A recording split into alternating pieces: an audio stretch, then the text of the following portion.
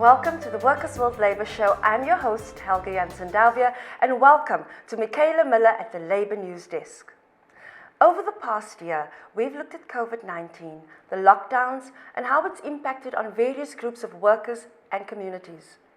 In today's show, we want to focus on the responses by civil society organizations and especially what they are doing to ensure equitable access to vaccines in the short term and addressing inequality in our healthcare system in the longer term. Hundreds of NGOs and trade unions initially formed the COVID-19 campaign, or C19, in 2020. And then, 8 months ago, it initiated the People's Vaccine Campaign to specifically focus on ensuring equitable access to vaccines. We're joined by Riyad Desai, a member of the People's Vaccine Campaign and documentary filmmaker. We're also joined by Professor Leslie London, executive member of the People's Health Movement, and also by Nikki Motsepe, a member of the South African Council of Churches, and that organization is a member of the People's Vaccine Campaign. Welcome to all of you. Before we get into the discussion, let's take a look at an insert produced by the Workers' World Media Productions editorial team.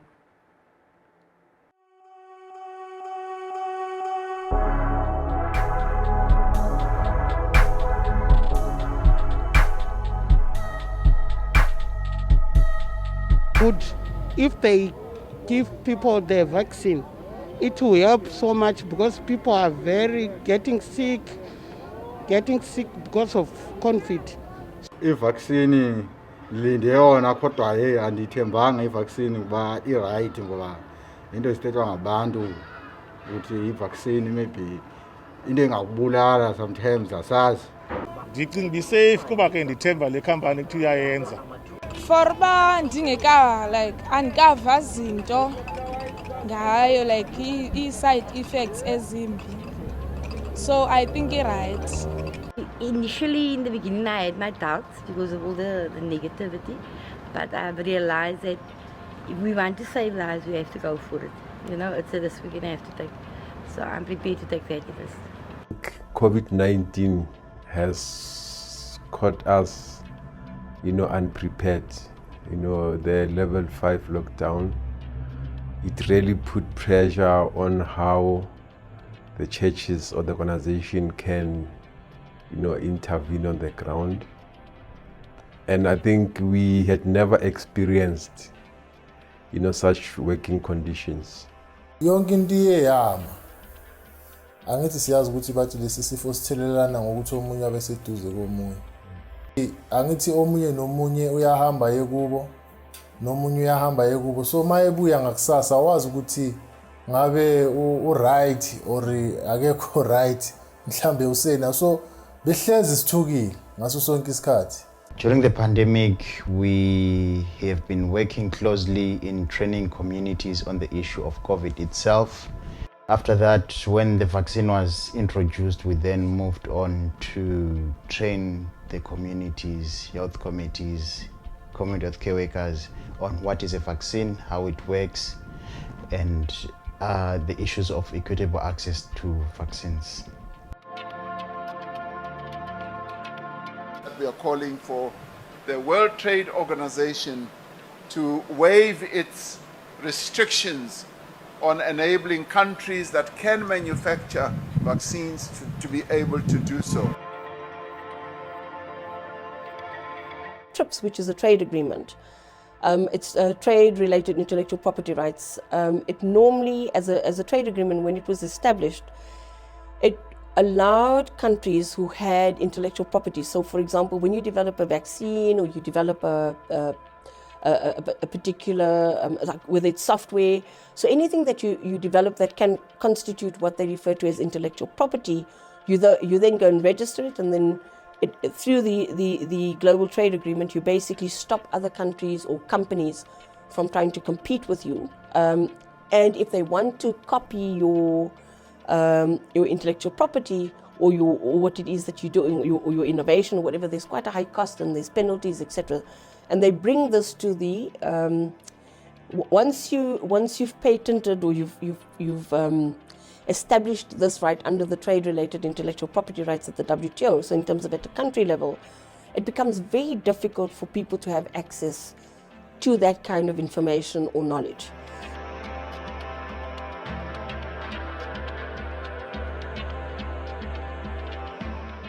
The two-tiered health system that we have in South Africa are that we've got the public, which serves the 84% of this country, which means that almost everyone goes there.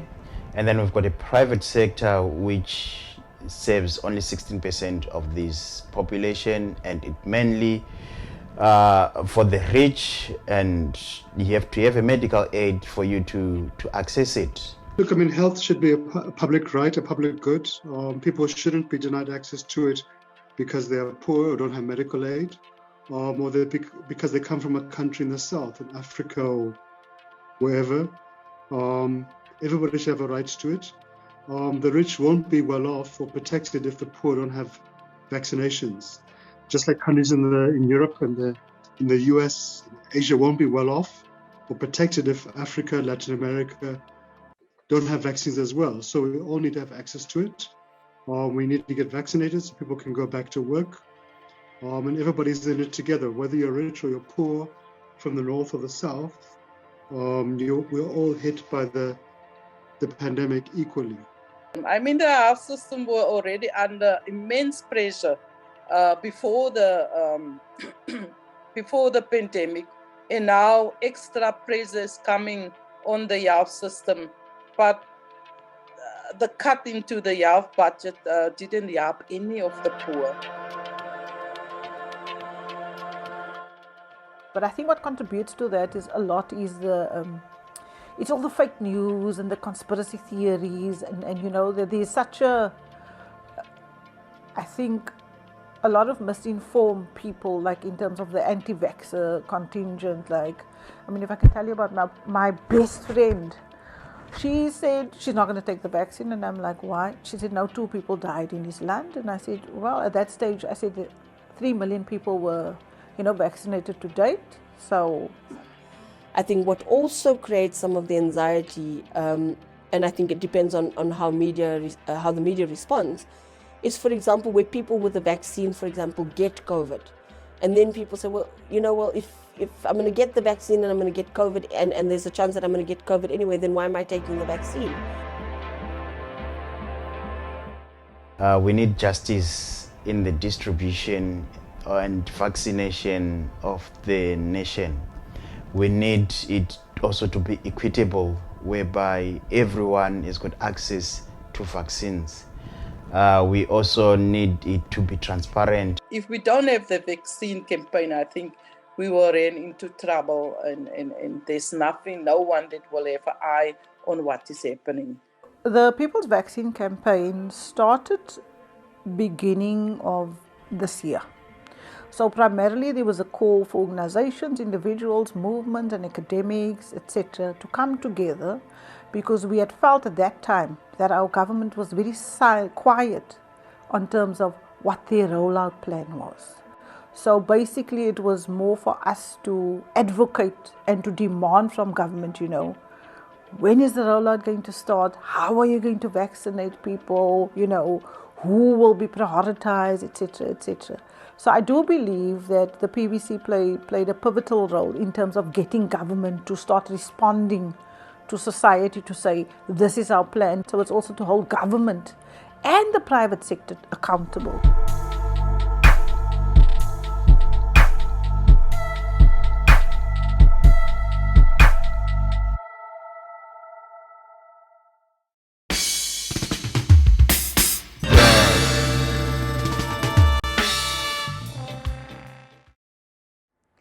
Welcome back. In this week's Top Stories, Cry of the Excluded and Assembly of the Unemployed questioned President Ramaphosa on the Universal Basic Income Grant. SACTO welcomes the National Department of the Health's decision to immediately open up the COVID-19 vaccination for over 18-year-old workers. And moving abroad, Uni Global Union calls on multinational banks to divest from Myanmar. The topic of discussion in this week's show is why the People's Vaccine Campaign is needed. Over to you, Helga. Welcome back. Riyadh, give us a sense of who and what the People's Vaccine Campaign is. I know that they've re-established since the initial establishment in 2020. Yeah, it was an initiative of a few groups inside the C19 People's Coalition, the Health Working Group, Gauteng, a few other working groups, and we got a lot of traction. We found over 170 people wanted to get involved in ensuring that the vaccine rollout, or firstly, the vaccines would arrive and be secured. Secondly, that rollout would be equitable, fair, and critically effective.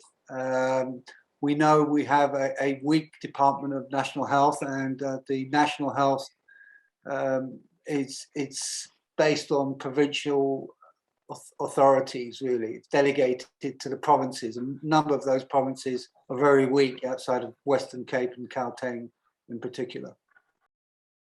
So can I bring Leslie into this part of the conversation? Leslie, Riyadh describes that there clearly were threats to confidence, or there was a lack of confidence in government's ability to roll this out equitably. But what were the threats to procurement and to administration of the rollout? Well, we know that there's an absolute shortage, and in the context of absolute shortage, people who shout the loudest will get the vaccine soonest. So the threats was really that people who already have good access to healthcare, good access to conditions where they could protect themselves would be the first people to get vaccines. So in a sense, the government's commitment to rolling out vaccines by age was a reasonable way of ensuring that people who are most at risk would get the vaccine to protect themselves and protect others.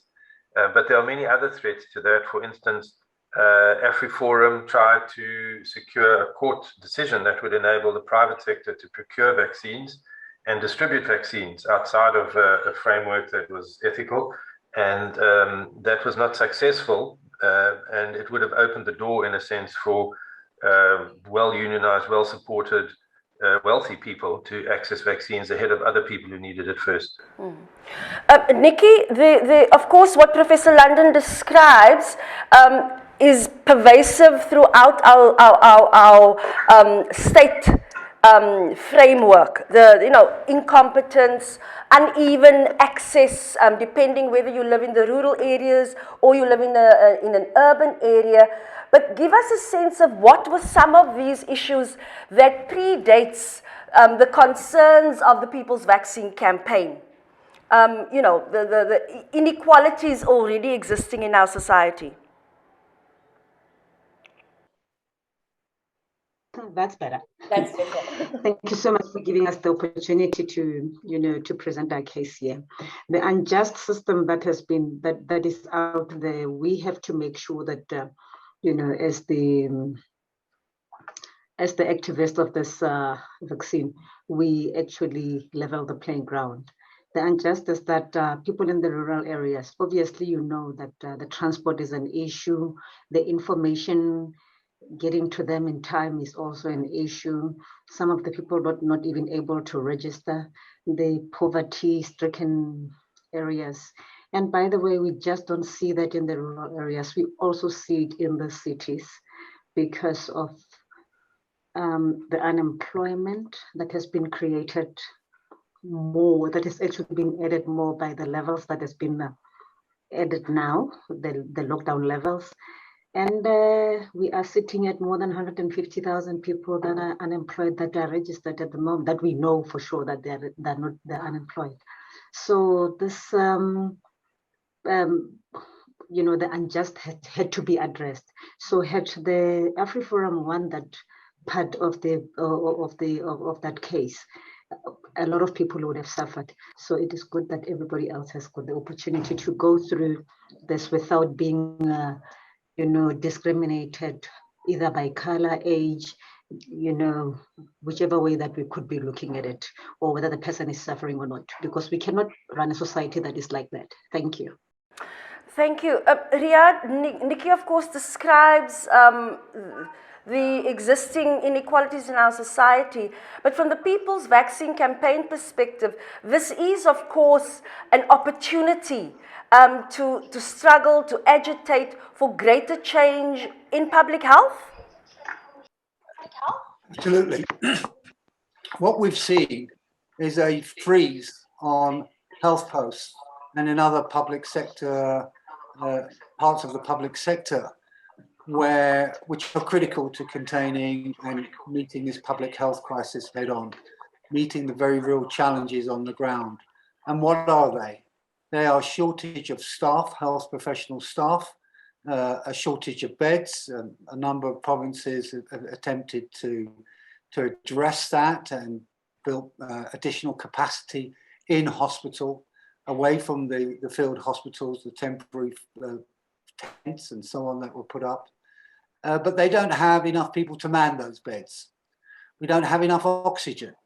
We don't have enough doctors. We had to pressurize, and we've had to pressurize the state from the beginning around the number of vaccination sites, where these vaccination sites are based, how fast they get rolled out, how convenient they are to attend, how close they are to big populations of people, particularly those most vulnerable in the informal settlements, and so on. So,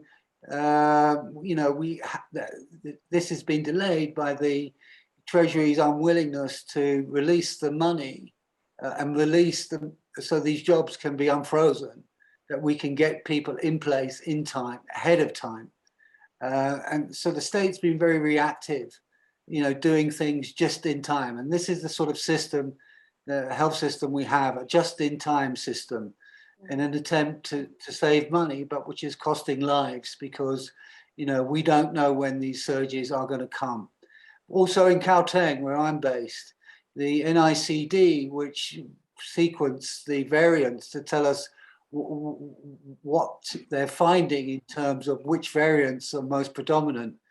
The NICD, which is the head office in Johannesburg, its genome sequencing machine, which tells you which variants are dominant and predominant, was broken down. So we didn't know that the Delta variant, for instance, was prevalent in our community. And if we knew further, if we knew ahead of time, maybe we could have ramped up the vaccinations. Maybe we could have, got those hospital beds in place and those hospital staff in place on time. Now, we didn't, and we've lost thousands of lives and continuing to lose thousands of lives. So there's a lot at stake here. We have a health system which is deeply unequal, where 15% of our population have private medical aid and essentially a first world service. And then the public sector is essentially, for most of us, particularly outside of the big cities, a third world service, where people are dying waiting to get into hospitals. People are given oxygen in the car parks, where people have to pay when they're discharged, often discharged prematurely from a hospital, thousands of rands for oxygen. Now, if you don't have those means, you're simply going to die. Now, this is why we need a people's-based approach to the vaccination campaign, to the rollout, to our health service, where we put profits ahead of, we put people ahead of profits, and we end the austerity, which is reigning in our country, the austerity programs to cut public spending. Thank you for that, Riyad. I want to bring Professor London into this part of the discussion before we go to our ad break. Riyad spoke about the just-in-time system. He spoke about the fact that the genome sequencing machinery in Gauteng, because of a breakdown, was unable to anticipate the identification of the Delta variant. Professor London, is this a case of the political economy and the political economy decision-making in our public health system coming home to roost in a pandemic? And I'm going to leave you with that question. We're going to go to an ad break, and I'm going to come back and we're going to have that part of the conversation. Don't go away. We'll be back after this.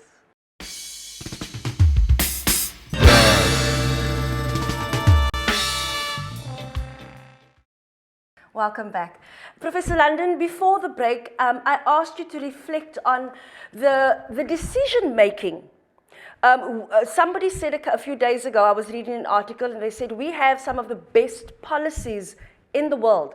It is people-centered, but it's implementation. Riyadh also spoke about the fact that money is not being released from Treasury to make sure that there's staff, that there's beds, that there's capacity, that there are more vaccine sites, etc.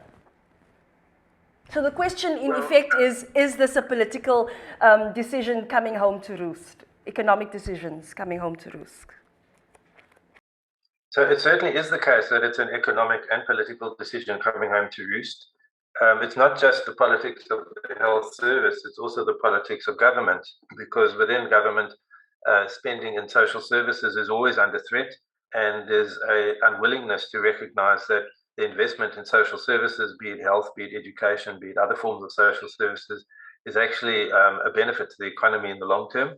It's not just about saving lives, but it also makes people healthier and better able to participate in a productive economy. So we see the health sector really squeezed. We often see budgets cut. Riyadh is correct in identifying austerity as a problem that's been ongoing. And even within the health sector, we don't have a coherent planning process. So the fact that we are short of posts now during COVID is not kind of an accident of fate. It's actually because we haven't had a proper human resource planning process in the health department for a decade. We don't have community health workers already in place. So when the COVID epidemic arrived, we didn't have a good community-based platform to respond, and we're scrambling. So this just-in-time decision-making is a characteristic of planning that hasn't been adequate.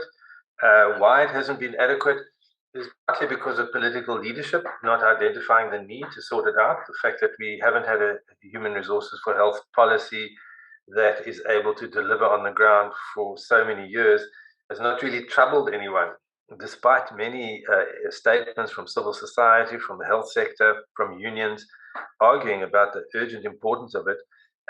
So coming home to roost, yes, I would say that's a good description of what we're now inheriting. Thank you for that, Prof. Nikki, so we understand what's out there, but within communities there are still clearly problems related to vaccine hesitancy. Give us a sense of why you think this is so, and how is your organization contributing to spreading the message that vaccines are a necessary deterrent to death? Yes, I'm unmuting. Okay. Thank you. There's a problem out there that is about the vaccine, people vaccinating. One of the reasons is that people thinking that, I think there's a huge message that is being, negative messages that are being spread that are saying that the vaccine is here to kill us all. But then over and above that, you need to understand that when we had a family meeting, the president said that we have already vaccinated more than 6.5 million. If the vaccine was here to kill us all, those people would have all been gone, me included in that group. But then another thing is that there has been some, after people have vaccinated, there have been some side effects that they were experiencing. And some of them are actually over-exaggerating those side effects. But well, the side effects are there, and then they are happening, and we know that within 2 to 3 days, they will be gone. And then over and above that, then there is, people are just perishing because they're just not equipping themselves with information. Others are equipped with information, but if you have equipped yourself with information, but you do not implement it, that information is useless because it's not going to assist you, or it's not going to assist your family member. Thank you for that. Riyadh, let's just talk about the points that Nikki raises, which is basically about ineffective communication and access to communication. I want to just ask you about the government's communication strategy in relation to people who are immigrants, people whose first language, who come from across the continent, our immigrant community. At the very beginning, when the president made the announcements that vaccines were going to be rolled out to everyone, we have yet to see the Department of Health be very, very clear about who has access to vaccines? Yeah, I mean, let me deal with the first issue about, and then come on to access. I mean, we've got a very long history and a complicated history with science and health in this country. You know, it was black people in the global south were really just guinea pigs to you know, it's a dark history, you know, colonialism and medicine and so on, where they only wanted us fit enough to be able to work in the mines and so on, and anything else wasn't really important. So there is a distrust. There is a distrust of Western medicine. There's a distrust of, and rightfully so, of the big pharmaceutical companies. And we have a very religious nation too. So you can combine all those things together.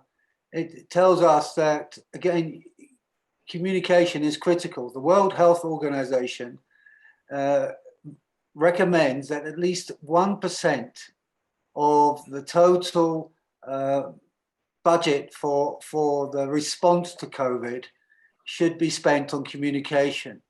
Now, that's hundreds of millions of rands.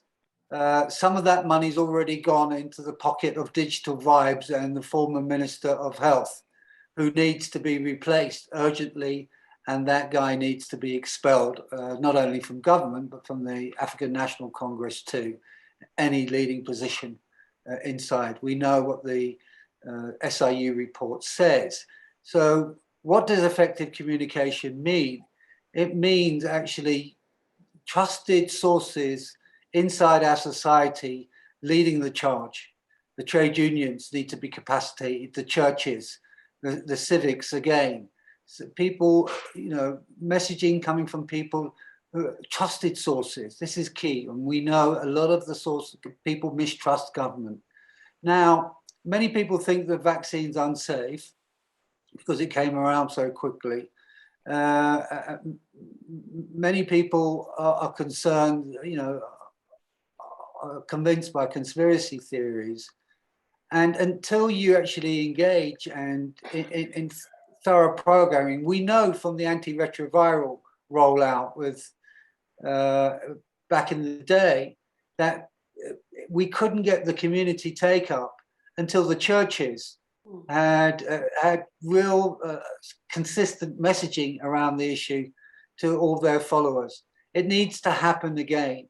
We need to have dialogues with the churches and so on, and we need to get down to the ground with these communication campaigns. So that's what's the only thing that's going to shift vaccine hesitancy. Now, in terms of access to vaccines, we've got an issue where you know, we've had this whole registration system, which we pushed back against, and they agreed that, you know, you don't necessarily have to register to go and get your vaccine. Now, this is critically important. And it has pushed up the numbers, but we also know that documented migrants, you know, people have their documents in order, refugees and so on, or people who are on work permits, are having troubles at numerous sites. And we now know the only province that's actually started with undocumented migrants, and it means that they didn't require any form of identification. They can just fill out a form. It's the Western Cape, and other provinces now need to follow, and we've got to push hard on that. And it's acceptable that undocumented migrants are being pushed to the back of the queue. Phase 4. We have enough vaccines now to be able to do 350,000, 400,000 people per day. We can get to the 25, 30 million mark if our government is serious and release enough resources, and to make sure that people are assisted at these vaccine sites, are educated at the vaccine sites, are educated at the SASA sites. Very small number of people over 60s that are actually have had their vaccine. You know, it's only 35% at the moment. It needs to be 70%. So we really need to do a hell of a lot. Thanks, Riyadh, for that. When we come back, we're going to continue our discussion on vaccine access and the People's Vaccine Campaign.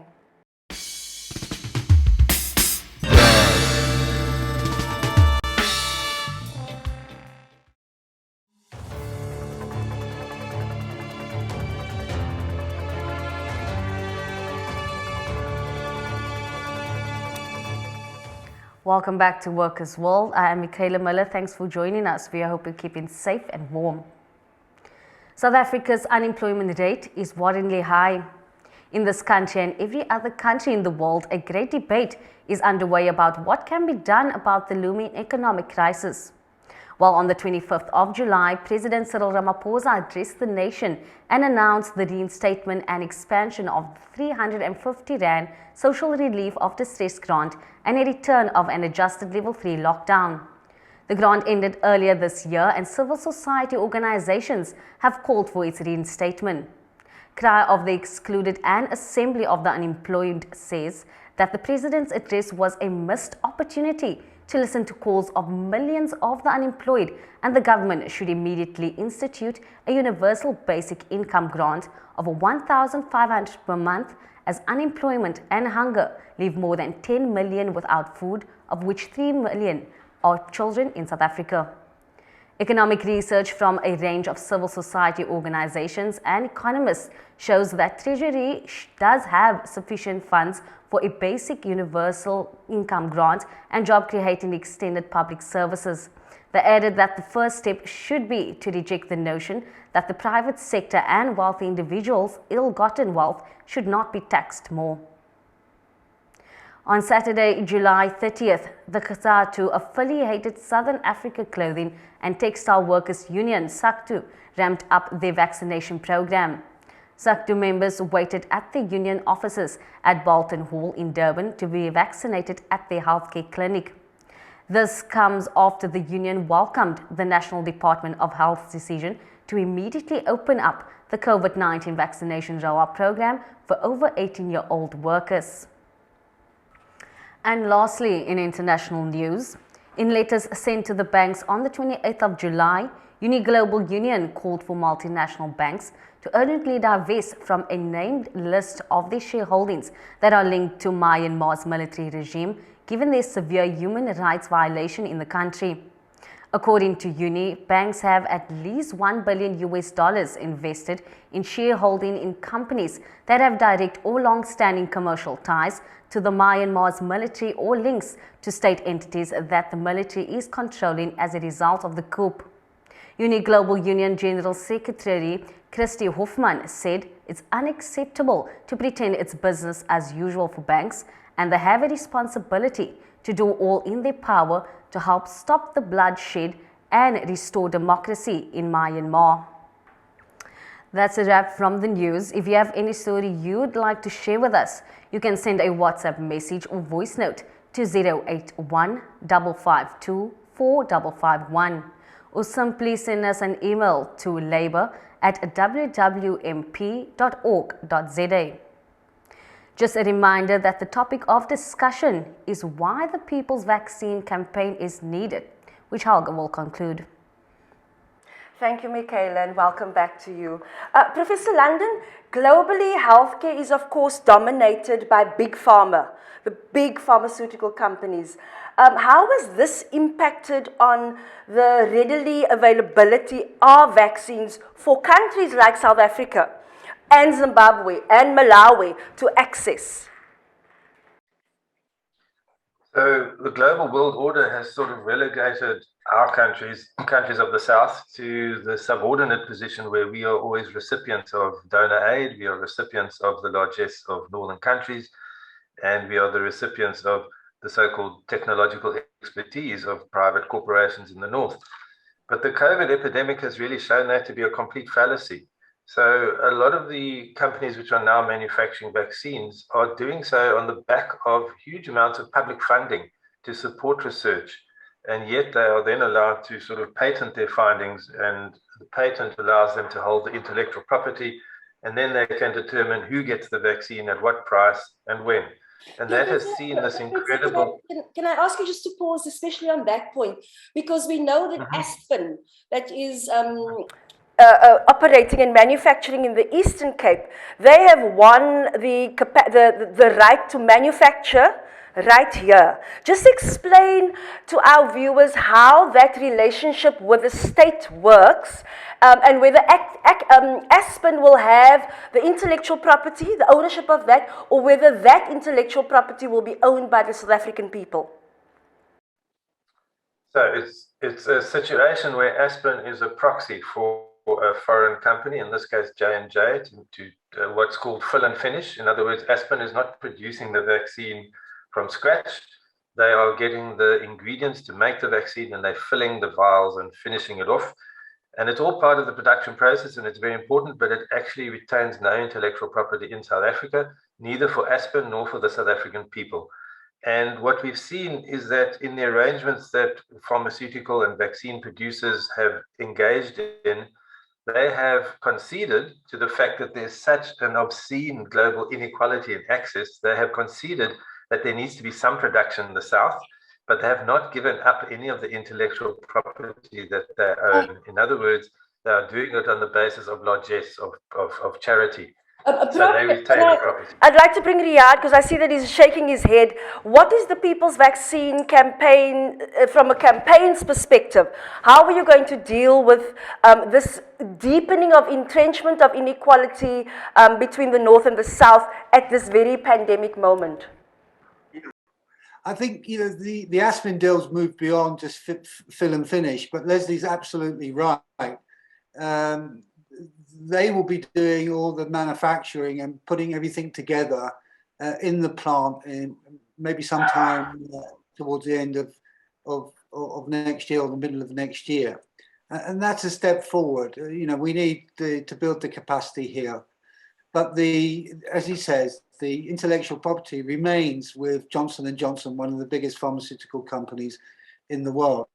The problem we have here is a problem of what's been called vaccine imperialism, really, where the means of production to health, life-saving drugs remain, and this is what they're fighting to sustain, this status quo, and remain in the global north.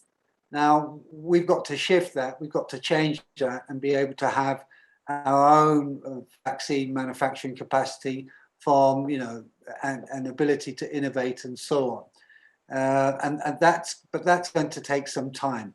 So what do we require at the moment? Well, we've got to support the government's motion at the World Trade Organization, which will allow countries like ours that have the capacity to produce vaccines to do so, but to do so on the basis of the secret source, the intellectual property of how to make these vaccines, what goes into them, is shared with us, and that technical transfer is shared with us.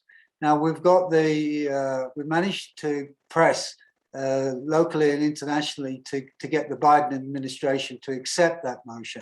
France has now accepted the motion, but most of the European Union and Japan and other countries are staying in their position that somehow they believe that this will stifle innovation. It's nonsense. As Leslie said, the innovation that has come about through public funding, and that means that the intellectual property is not an absolute right. When it's in the public interest, and here in the public health interest, and it's publicly funded, it's got to be shared. And we need the resolve and the campaign and big struggles to ensure that happen. Now, again, what happened with the HIV? Well, how do we get our HIV drugs? Aspen were given a voluntary license under the auspices of philanthropy, of benevolence, of President George Bush and the PEPFAR agreement legislation, which really suited the interests of big pharmaceutical companies not to share the recipes for the antiretroviral drugs.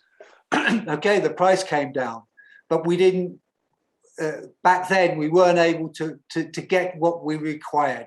And now, again, the chickens come home to roost.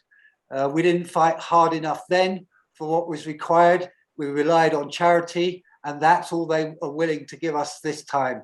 And that means that it's just simply not good enough. And again, tens of millions of lives will be lost if we can't win this. Riyadh, we've got a minute with you before you have to leave. And before you go, please give us a sense of what the next campaign steps are for the People's Vaccine Campaign, and how people in communities can get involved if the campaign is at that stage already. Yep, we've got a train-the-trainer project where we're training community leaders, shop stewards, church leaders, and so on to undertake community awareness workshops. We're certainly going to be stepping up our voice and campaigning around the undocumented. We have a monitoring review group of the vaccine sites, which we want to bring into the People's Vaccine Campaign. We need to actually get the message out. So, you know, the big organizations with national footprint are campaigning around these issues. If you go to the C19 People's Coalition website, you'll see a number of documents and around the vaccine campaign, and email addresses there where you can contact people. So yes, we need people to all hands on deck, and we need to see, keep up the fight internationally around the access to the vaccine, and to make sure that we've got enough for next year. At present, we only have enough supply to meet our targets for this year. We're going to be in deep trouble if we don't get what we need. And we're going to be in deep trouble if our surrounding countries don't get the vaccine, because we are one region and our borders are open and there's lots of cross-border trade. We are not an island in any sense of the word. And what we're seeing, because the fact that we've got 9 million people alone in South Africa who are HIV positive and other high burden of disease, which means a high level of immunosuppression. Half of those 9 million HIV positive people are not on antiretrovirals. So what we've become is a cesspool, a breeding ground really for more deadly variants to emerge. So unless we can get a maximum coverage in the minimum time of the vaccine, we're heading for very serious troubles, and that requires all of everybody. So we encourage people in every sphere of life to get involved. Thank you, Riyadh Desai. Riyadh's going to be leaving us. We thank you for his time. If you're interested in the People's Vaccine Campaign, look for them on social media, C19 People's Coalition website. We'll be back after this.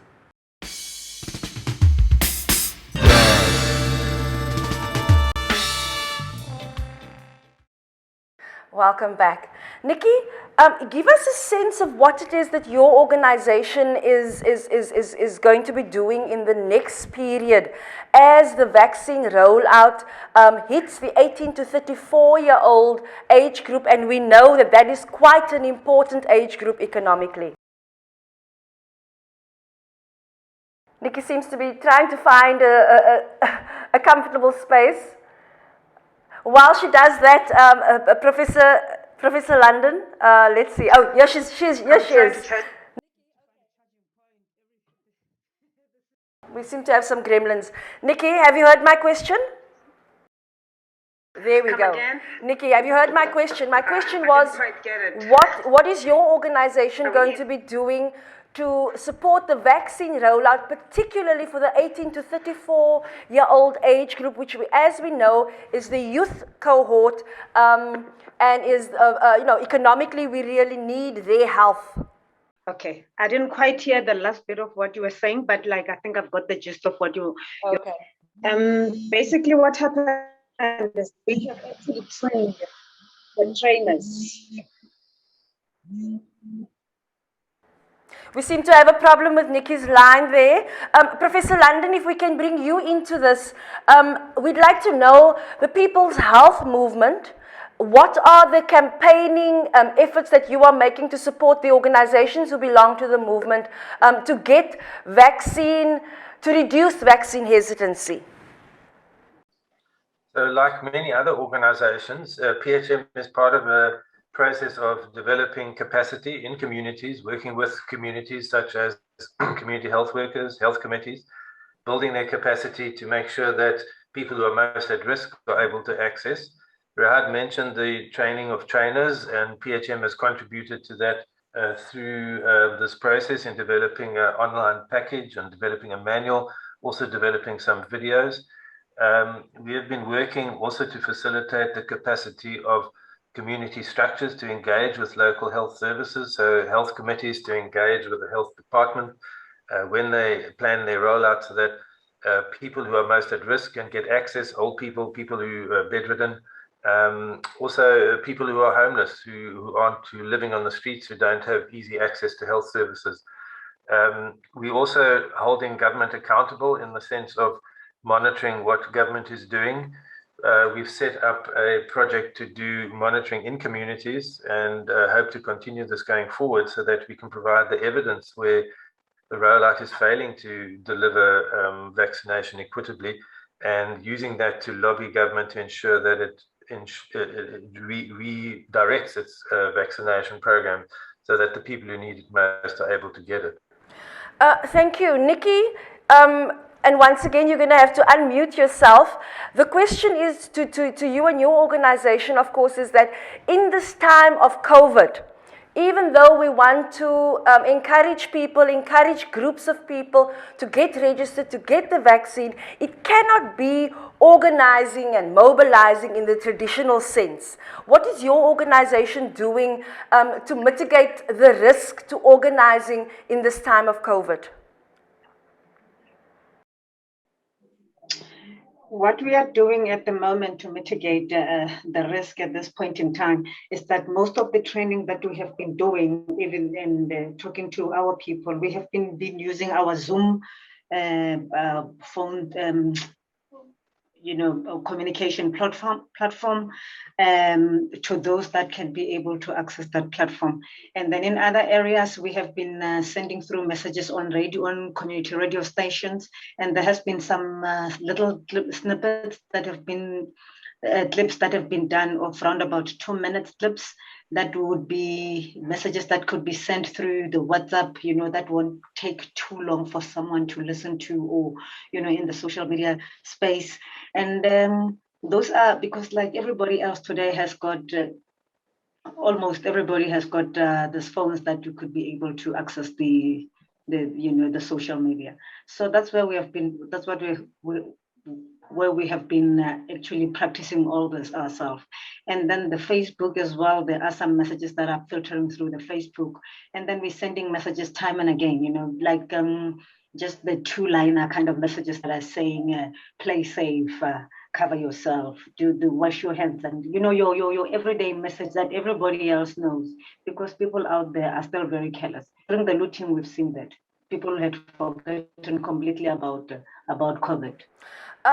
Thank you for that. Professor London, we're coming to the last 5 minutes of our show. And of course, Workers' World, we record here from the Western Cape. Even though our show gets beamed across the country.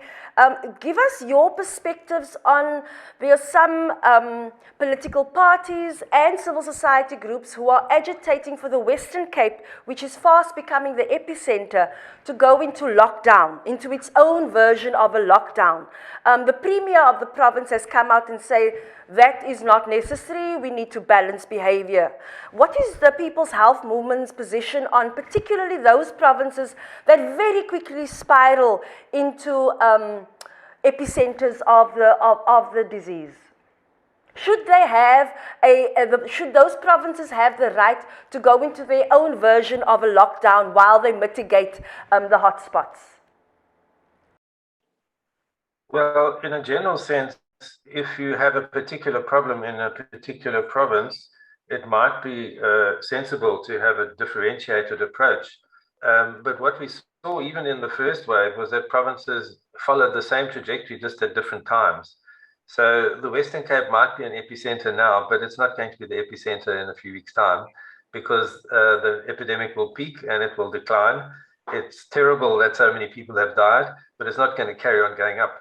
So the decisions as to whether you should lock down or not carry adverse consequences in both directions. If you lock down, you devastate livelihoods and you devastate incomes. If you don't lock down, people get infected. So the idea essentially is to try and manage the epidemic as best as you can with as little restrictions as is feasible for the economy, but which balances it with saving lives. I don't personally believe that there's a need for a particularly differentiated approach in the Western Cape now, but it would have to be determined by the evidence. There's a lot of, geopolitics at a national level, and people will say things about different provinces. But let's face it, we have to be guided by the science and what's in the best interest of people. And calling for lockdown in a particular province, well, it has to be justified in terms of the evidence, not in terms of what political party you belong to. Nikki, you have the last word on this. Do you, based on what Leslie's just said now, is this a greater push for civil society to take greater responsibility for behavior change? If we don't want our livelihoods to be affected, if we want to be able to buy alcohol 7 days a week, as an example? Again, at this point in time, what Dr. has said just now, it is exactly like that. We should be taking responsibility as a civil society. We should be doing the right thing. We should be going out there to vaccinate. It's unfortunate that a lot of people have passed on, and then that passed on every other person, every other family, friend, someone you knew on the street that you have worked with had actually been somehow affected by this pandemic. So for some reason, if we are not immunizing right now, if we are not getting the vaccine right now, we will be killing ourselves even further. So this economy will never be open again. How will it be open when the worst is getting worse?